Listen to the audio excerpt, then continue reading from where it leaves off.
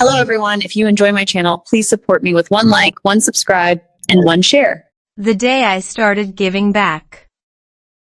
What if the thing you need most when you feel like giving up is not another motivational speech, another lesson, another perfect plan, but one small reason to care about someone else? I learned this on an ordinary morning in the United States, when I almost stayed home and let another difficult day win. I had no idea that one volunteer shift would change the way I saw America, my family, my marriage, and the English words I was afraid to speak. That morning, my kitchen looked completely normal. Coffee was dripping. My children were arguing over the last banana. Nothing dramatic was happening, which was exactly the problem. Sometimes discouragement does not arrive like a storm. It arrives quietly, sitting beside your coffee, whispering, "Why bother?" I had been trying to improve my English listening, reading, and speaking, but some days every sentence felt like a tiny exam. I could understand a little, forget a little, then become frustrated. My brain was basically running a very unhelpful customer service department. Your confidence is currently unavailable. Then my husband mentioned a local community event where volunteers were needed. "Just come for a few hours," he said. I almost laughed. Me? Volunteer?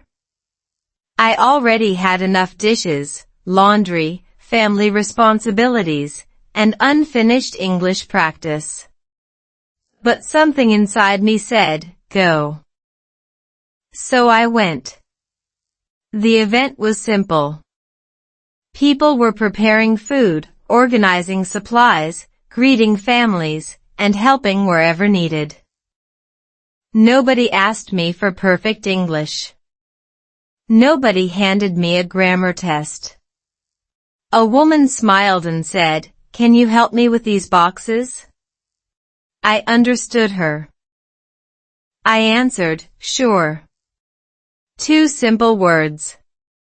That was it. But strangely, I felt proud. This became my first real lesson. English is not only a subject you study. English is something you use to live. When you have a reason to communicate, your brain pays closer attention. Research on learning supports meaningful context, repetition, and active use. In simple words, when a sentence matters to you, your brain has a better reason to remember it. I started listening differently.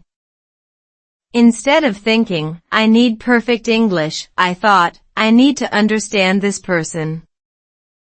Instead of memorizing help, I heard, "Can you help me?" I practiced while doing something useful. And then something unexpected happened. Near the end, an older man thanked me for helping his family.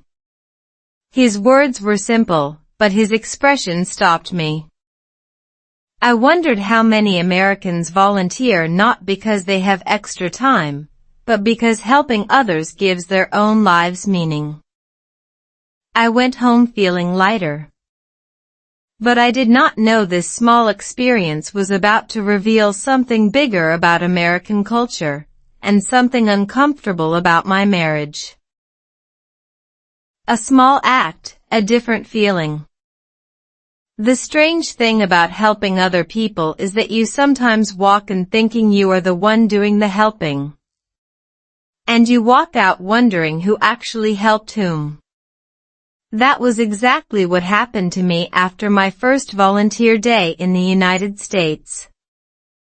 I expected to carry boxes, smile politely, practice a little English, and go home. Instead, I came home with a question that stayed in my mind all night. Why did I feel happier helping strangers than I had felt all week doing everything for myself? The next Saturday, I went back. This time, I was less nervous. I knew where the boxes were, where the coffee was, and, most importantly, where I could hide when someone asked me to speak too quickly. I am joking, but only a little. Fast English used to make my brain freeze. Someone could say a perfectly simple sentence, and suddenly I would understand every word except the important one. At the volunteer center, however, something changed. People repeated themselves naturally. They used simple expressions. Can you bring this over? Are you ready? Thank you for helping. I began hearing English as part of real life instead of a school subject. One woman named Sarah worked beside me. She was cheerful, organized, and somehow capable of carrying 3 boxes while talking at the same time. I was impressed and slightly suspicious. She told me she had been volunteering for years. I just like being useful, she said. That sentence stayed with me. I like being useful. It sounded simple, but it explained something I had never understood about volunteering. Giving back was not always about having extra money or extra time. Sometimes it was about having something to give. A smile. An hour. A skill. A meal. A ride. Even attention. I started noticing small examples everywhere. Someone opened a door for an older person. A parent helped organize a school event. A neighbor brought food to another family. These moments were not dramatic. Nobody played inspirational music in the background. Nobody stood on a mountain shouting about kindness. Life simply continued, and people helped each other inside it. Psychology also gives us a useful clue here. When people do meaningful activities and feel connected to others, they can experience a stronger sense of purpose and belonging. That made sense to me because I was beginning to feel less alone. My English was still imperfect. My life was still busy. My marriage still had problems waiting at home. But something inside me had shifted. I was no longer asking, why am I struggling so much? I was beginning to ask, what can I do today that matters? Then, just before I left that Saturday, Sarah looked at me and said, you should bring your husband next time. I smiled, but my heart suddenly became uncomfortable. Because she had no idea that my husband and I had barely talked about anything meaningful that week. And I had a feeling that bringing him there could change our marriage in a way neither of us expected.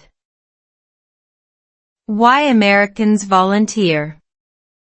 The next Saturday, my husband came with me, and I honestly had no idea whether that was a good idea or a terrible one. He was quiet in the car. I was quiet too. When 2 married people become unusually quiet, you know something is happening, even if nobody wants to say it. We had been living our normal American life, work, bills, school schedules, groceries, homework, dinner, laundry. And the mysterious disappearance of clean socks. From the outside, everything looked fine. Inside our marriage, however, we were tired. We loved each other, but sometimes love was buried under responsibilities. At the volunteer center, Sarah greeted us with a huge smile. You made it, she said. My husband nodded and smiled. I could almost hear his brain saying, what exactly did I agree to? I laughed. Then someone handed us a box of food. "Please take this to the family room." My husband looked at me. "Where is the family room?" he whispered. I whispered back, "I have no idea." For 5 seconds, we stood there like two tourists who had accidentally entered a secret American mission. Then we laughed. And that tiny laugh did something important. It reminded me that we could still have fun together. As we worked, I started listening to conversations around us. One volunteer said she helped because her parents had taught her to give back. Another said volunteering helped her meet people after moving to a new city. Someone else simply said, "It feels good to help." There was no single reason. That surprised me. I had imagined that Americans volunteered because they had extra time, extra money, or some heroic personality. But the reality was much more ordinary. People volunteered because they cared about their neighborhood, wanted to support schools, churches, food programs, community events, older adults, children, animals, or people going through difficult moments. Some wanted connection. Some wanted purpose. Some wanted to teach their children kindness. And some probably just needed an excuse to get out of the house before arguing with their teenagers. I understood something that day. Volunteering is not always about being a perfect person. It is about showing up. That became another English lesson for me. Show up means to arrive, but it can also mean being present when someone needs you. I repeated the phrase quietly, show up. Be present. Give back. These were simple English words, but they carried a deeper meaning. Research on social connection and purposeful activities helps explain why meaningful community involvement can feel rewarding. People often feel better when they belong to something larger than themselves. For me, the lesson became personal. My husband was carrying boxes beside me, our hands occasionally touching, and for the first time in weeks, neither of us was talking about bills or schedules. Then Sarah walked toward us with an envelope in her hand. She looked at my husband first, then at me. "I think you two should read this together," she said. I opened it slowly. And the message inside was not what I expected. Love can grow while helping others. The envelope felt strangely heavy in my hands, even though it was probably just a few sheets of paper. My husband stood beside me, looking curious, while I slowly opened it. Inside was a simple thank you letter from one of the families we had helped that morning. The family had written that our small act of kindness had made a difficult day feel a little easier. I read the first sentence silently, then read it again. My husband looked at me and asked, "What does it say?" I smiled and translated it for him. "They are thanking us." He nodded, but then he said something I did not expect. "We should do this more often." I looked at him. For weeks, I had been wondering how to make our marriage feel warm again, and suddenly he was talking about helping strangers. It sounded almost ridiculous. We needed help with our own relationship, and here we were discussing how to help everybody else. But maybe that was exactly the point. Sometimes when a marriage becomes tired, both people spend too much time asking, "What is wrong with us?" We count the bills, the unfinished chores, the misunderstandings, and the conversations that never happened. We become two tired accountants keeping score of disappointment. Volunteering gave us something different to talk about. Instead of discussing who forgot what, we discussed who needed help. Instead of sitting across from each other at dinner with our phones nearby, we stood side by side carrying boxes.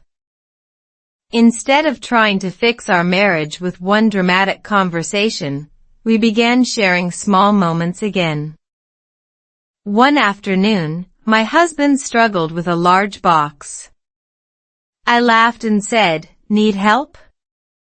He smiled and answered, "Always." That tiny exchange stayed with me. Need help? Always. Simple English. Simple marriage. A surprisingly complicated life. I began to understand why meaningful activities can strengthen social connection. Recent research has found associations between volunteering and social well-being, including greater connection and reduced difficulty forming friendships. For me, the biggest lesson was not academic. It was personal. I stopped expecting my husband to magically understand everything I felt. I also stopped expecting myself to speak perfect English before joining conversations. I practiced by living. Can you help me? Sure. Are you okay? Yes. Thank you. You're welcome. These sentences were small, but they gave me confidence. Slowly, I became more comfortable speaking, and my husband became more open about his feelings. We laughed more. We listened more. We noticed each other again. Then, one evening, after the children were asleep, my husband sat beside me and said, "I think volunteering changed us." I wanted to agree, but something stopped me. Because I knew volunteering had changed me. I just wasn't sure it had changed him. Then he reached into his pocket and pulled out another envelope. "There's something I never told you," he said. And suddenly, the room felt very quiet. When marriage feels heavy. The envelope stayed on our kitchen table for 3 days before I finally asked my husband about it again. What was inside? I said. He looked at me for a moment and answered, "Something I was afraid to tell you." My heart immediately started doing that strange little drum solo it performs whenever life becomes serious. He opened the envelope and pulled out a volunteer application. Not for himself. For me. I stared at the paper, confused. "Why did you sign me up?" I asked. He took a breath. "Because you seemed unhappy, and I didn't know how to help you." That sentence hurt more than I expected. Not because he was wrong, but because he was right. I had been blaming my English, my busy schedule, my tiredness, and sometimes even my marriage for the way I felt. But perhaps the deeper problem was that I had stopped feeling useful. I had become so focused on everything I had to do that I had forgotten what I wanted to give. My husband looked at me and said, "I thought maybe helping other people would help you find yourself again." I wanted to be angry. Instead, I started crying. Marriage can be strange like that. Sometimes the person closest to you knows something about you that you are trying very hard not to see. We sat quietly at the kitchen table. Then he reached for my hand. "I miss you," he said. For simple English words, I miss you. I understood every one of them, but emotionally, they felt much bigger. He did not mean that he missed seeing me. He meant he missed the woman I used to be when we laughed easily, talked late, and dreamed about our future. I realized I missed her too. Our marriage was not broken because we had stopped loving each other.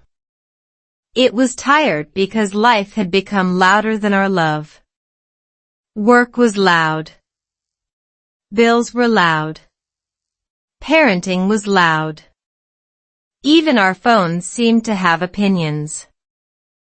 Volunteering had given us a quiet place where we could remember who we were before every responsibility demanded something from us.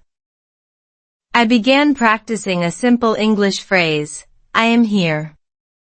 Not I am perfect. Not I understand everything. Just, I am here.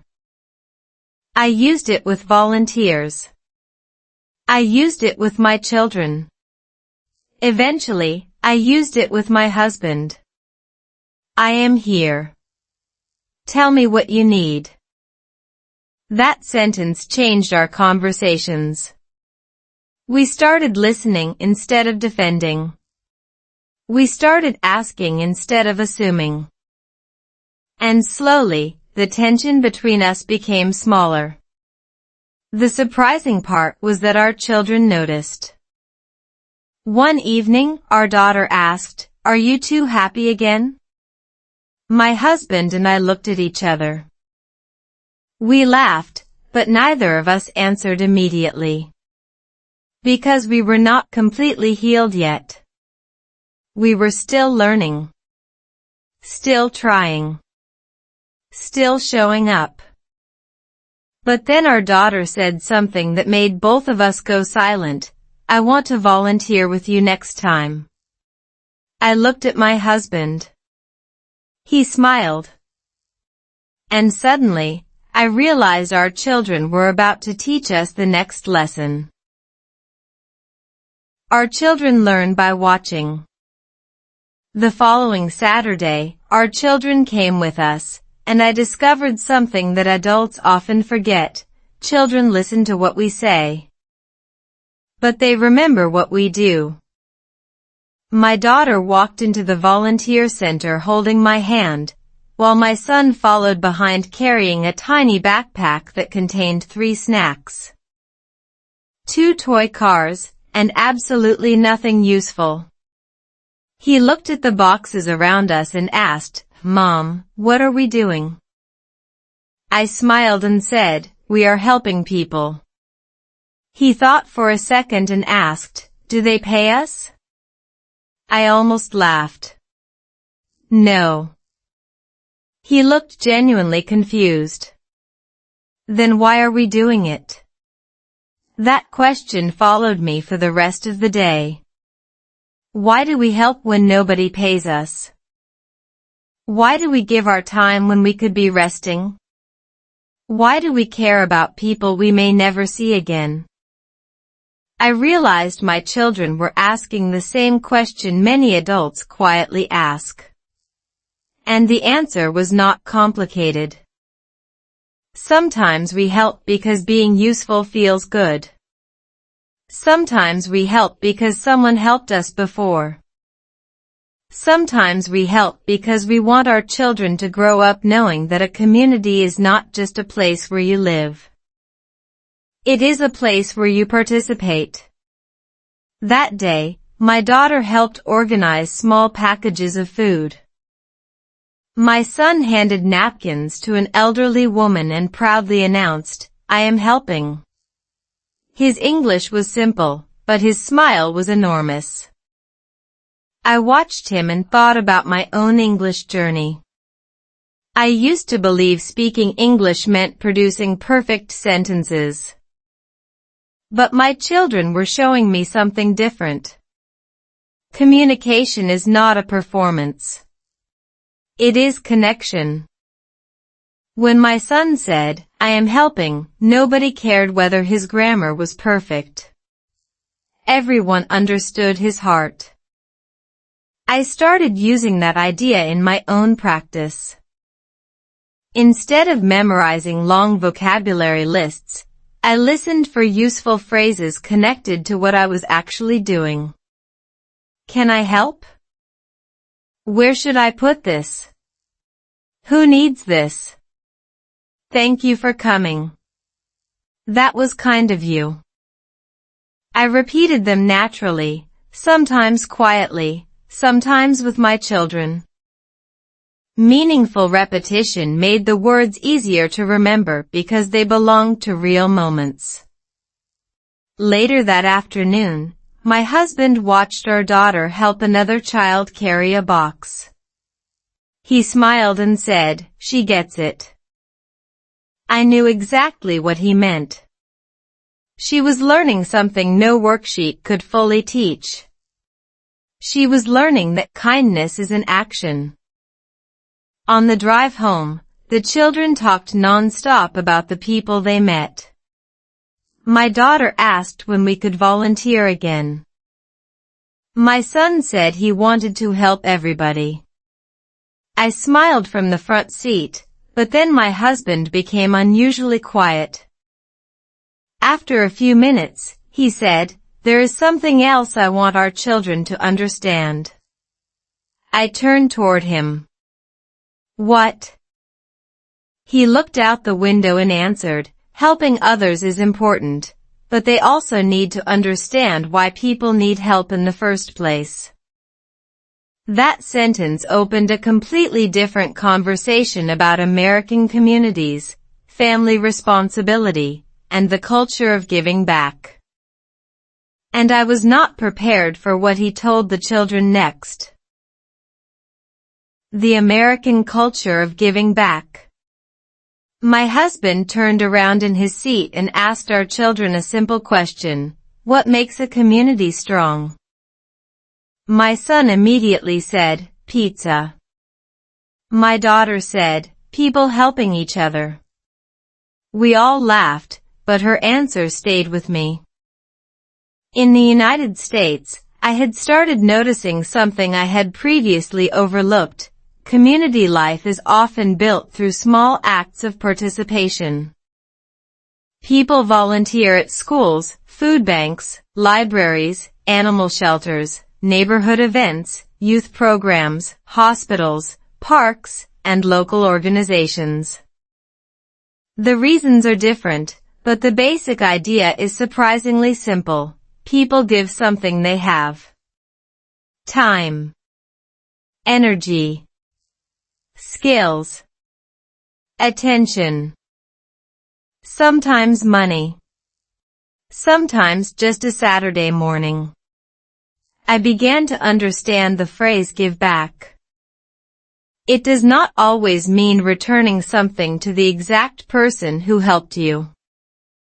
It can mean contributing to the wider community because you believe your effort might make someone else's day easier. That idea became especially meaningful to me as a mother. I wanted my children to understand that kindness is not only something we talk about at the dinner table. It is something we practice when nobody is watching. Of course, volunteering does not magically solve every social problem. It cannot replace good public services, professional support, or responsible policies. But it can create connection, trust, and a feeling that people are not completely alone. Research on volunteering has repeatedly explored links between volunteering, social connection, purpose, and well-being. Although the exact effects can vary from person to person. For me, the benefit was obvious because I could feel the difference in my own life. I was speaking more English. I was meeting more people. I was listening more carefully. And, strangely enough, I was complaining less. That last part surprised my family. My husband joked, "Should we volunteer every day?" I said, "Maybe. It might save money on marriage counseling." He laughed so loudly that one of our children asked what was funny. I told them, nothing. Your father is just lucky. We all laughed again. These ordinary moments became part of our family story. I also learned useful English phrases through them. We're here to help. Let me carry that. Do you need anything? I'm happy to help. These phrases were easy to hear and easy to repeat. More importantly, they had emotional meaning. When you connect language to an action, the words stop feeling like vocabulary and start feeling like part of your life. But there was another side to American volunteering that I had not understood yet. Not everyone who volunteers is wealthy, retired, or free from problems. Some volunteers are struggling themselves. Some are lonely. Some are recovering from difficult experiences. Some simply want to feel connected. I met one woman who volunteered every Friday even though she was dealing with a painful personal loss. She smiled while helping others, but one afternoon I saw her sitting alone behind the building, quietly crying. I walked toward her and asked, "Are you okay?" She looked at me and said, "Not really." Then she added something I will never forget, "That is why I keep coming." Suddenly, I understood. Sometimes people do not volunteer because their lives are perfect. Sometimes they volunteer because their lives are not. Giving help changed me. The woman's words stayed with me long after I drove home. That is why I keep coming. I kept thinking about them while I cooked dinner, helped my children with homework, and practiced English after everyone went to bed. I had always believed I needed to feel better before I could do something meaningful. But perhaps I had the order backward. Maybe sometimes we begin doing something meaningful, and the better feeling comes later. The next morning, I wrote 3 simple English sentences in my notebook. I can help. I can learn. I can start again. They were not impressive sentences. Nobody would put them on a university application. But they were useful. I read them slowly. Then I said them aloud. Again. And again. I noticed something important. Speaking became easier when I stopped judging every mistake. My goal was no longer to sound perfect. My goal was to communicate. That changed the way I practiced English. During volunteer work, I listened for natural expressions. When someone said, "Could you give me a hand?" I learned that it meant, "Could you help me?" When someone said, "I appreciate it," I understood that they were expressing gratitude. These phrases became little pieces of real English that I could use outside a classroom. I also started noticing how much listening happens before speaking. If I listened carefully, I did not need to translate every single word. I could understand meaning from tone, gestures, context, and familiar phrases. This is one reason stories and real-life situations can be useful for language practice. The brain gets clues from context instead of receiving isolated vocabulary like random puzzle pieces thrown onto a table. My confidence slowly returned. I spoke with volunteers. I talked to parents. I asked questions. Sometimes I made mistakes. Once, I accidentally said something completely different from what I intended, and the volunteer looked at me for 2 seconds before laughing. I laughed too. It was embarrassing, but it was also freeing. I realized a mistake was not a disaster. It was evidence that I was actually using the language. At home, my husband noticed the change. "You talk more now," he said. "I think I was always talking," I replied. He smiled. "No. You were thinking. Now you're talking." That sentence made me laugh because he was right. I had spent so much time worrying about whether my English was correct that I had forgotten to enjoy the conversation. Volunteering changed that. It gave me reasons to listen, reasons to speak, and reasons to return. More importantly, it gave my family something positive to share. We were no longer only surviving busy weeks. We were creating memories. One evening, after another volunteer event, my husband and I sat outside while the children played. He reached for my hand and said, "I think we found something we were missing." I asked, "What?" He smiled. "Us." I looked at him, and for the first time in a long time, I believed him. But the following week, our family faced a problem that volunteering could not solve with a simple smile or a box of food. And this time, we would have to decide whether our new way of living was strong enough to carry us through it. We became stronger together. The problem arrived on an ordinary Tuesday, which is usually how serious problems enter a family. They do not knock politely and announce, "Hello, I am here to teach you an important life lesson." They simply appear between breakfast and bedtime. That morning, my husband received difficult news at work.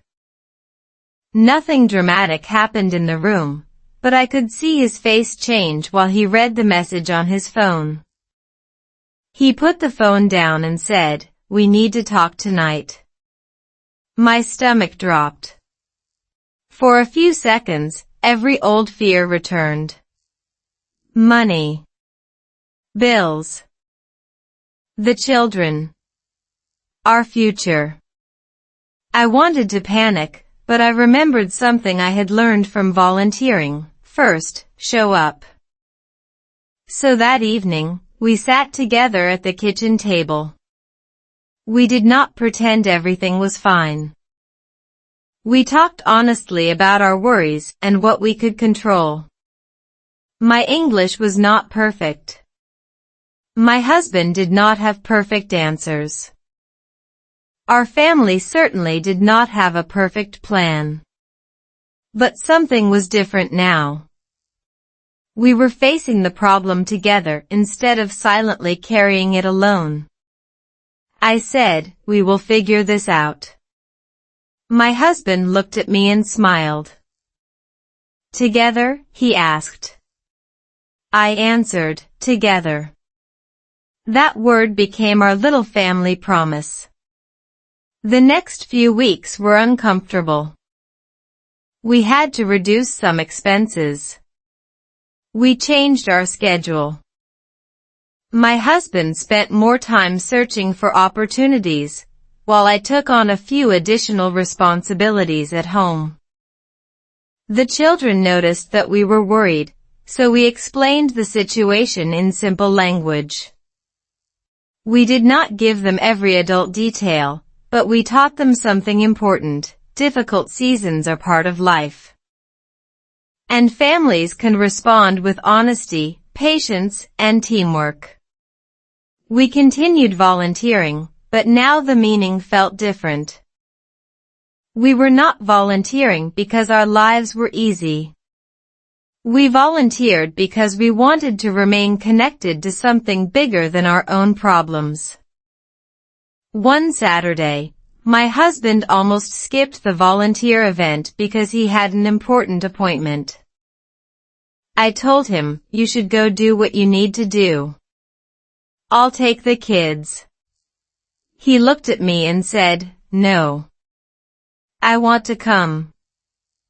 That small decision meant more to me than he probably realized. He was choosing our family rhythm even during uncertainty. Our children helped too. My daughter organized donation bags. My son carried small items and proudly announced that he was the official helper.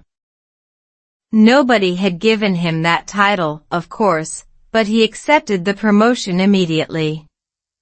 Slowly, our difficult season began to change. My husband found a new opportunity, and our finances became more stable. We were not suddenly rich. We were simply breathing again. And our marriage felt stronger because we had learned something valuable. Love is not proven only during romantic moments. Sometimes love looks like listening at a kitchen table, carrying a heavy box, sharing a difficult truth, or saying, "I'm here." One evening, after everything settled down, my husband asked me, "Do you remember when you almost didn't volunteer that first day?" I laughed. "Yes." He shook his head and said, "That one decision changed everything." I looked at our children playing nearby and realized he was right. But there was one final question I had never asked myself: if giving back had changed our family this much, what would happen if it became part of our everyday life? Giving back became our way of life. I used to think a good life meant having fewer problems. Now I think it means knowing what to do when problems arrive. My family did not become perfect after volunteering. We still had busy mornings, forgotten homework, dishes that seemed to reproduce overnight, and the occasional family argument about who had touched whose charger. But something important had changed. We had discovered a simple habit: when life felt heavy, we looked for a way to reconnect. Sometimes that meant helping a neighbor. Sometimes it meant volunteering at a community event. Sometimes it meant simply sitting together and listening. Giving back became part of our family life, not because we wanted to look generous, but because we had experienced what generosity could do from the inside. I also changed the way I learned English.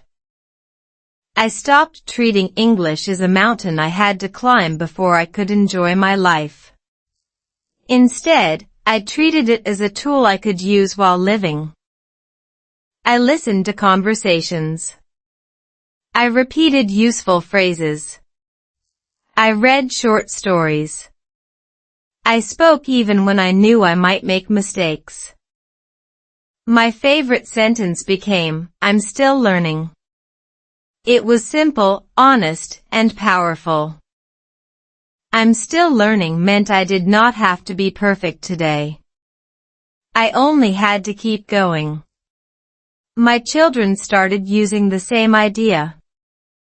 When my son made a mistake, he would sometimes say, "I'm still learning." I would smile because I knew those words were bigger than English. They were becoming a family attitude. We were still learning how to communicate. Still learning how to love. Still learning how to raise our children. Still learning how to serve our community. Still learning how to face difficult days without losing ourselves. Looking back, I understand why volunteering can feel so meaningful to many people in America. Giving back creates a reason to step outside your own worries. It creates opportunities to meet people, practice skills, build connections, and feel useful. But the deepest lesson for me was personal. I went to that first volunteer event thinking I needed to help someone else. In reality, I was the person who needed help. I needed a reason to speak. I needed a reason to listen. I needed a reason to leave my own head for a few hours. I needed to remember that my English did not have to be perfect for my voice to matter. And I needed to remember that my marriage did not have to be perfect for love to grow again. Today, when I hear the phrase give back, I think about much more than volunteering. I think about presence. I think about family. I think about community. I think about the courage to show up when you feel tired, uncertain, or discouraged. If you are learning English right now and feel stuck, remember my first 2 words at that volunteer center: sure, I'll help. They were not perfect English. They were simply a beginning. And sometimes a beginning is all a tired heart needs. Because the truth is, when you give something good to the world, you may discover something unexpected. The person you were trying to help might not be the only one who gets changed. Sometimes, the person giving back is the one who finds her way home.